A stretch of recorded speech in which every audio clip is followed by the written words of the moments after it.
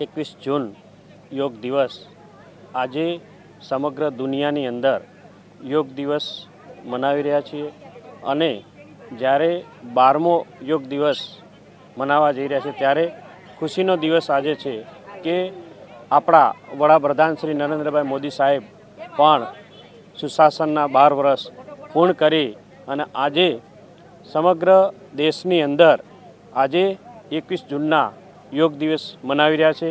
એ જ રીતે આજે પાટણ જિલ્લાની અંદર પણ અમે સૌ સાથે મળી અને યોગ દિવસ મનાવ્યો છે। યોગ એ શરીર માટે અને જીવનમાં એક સ્ફૂર્તિ લાવવા માટે યોગ જરૂરી છે। હું આ મીડિયાના માધ્યમથી સૌને કહેવા માગું છું કે આપણે રોજ 1 કલાક યોગમાં નીકાળીએ।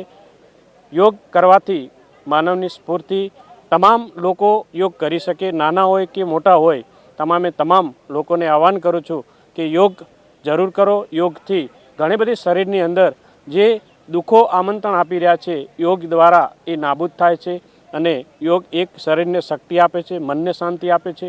સમગ્ર દેશની અંદર આજે યોગ મનાવી રહ્યા છે તો સૌને શુભેચ્છાઓ પાઠવું છું કે આ યોગ દિવસ નિમિત્તે સૌ સાથે જોડી અને કાયમી આ યોગનું નિર્માણ રાખે એવી સૌને વિનંતી કરું છું।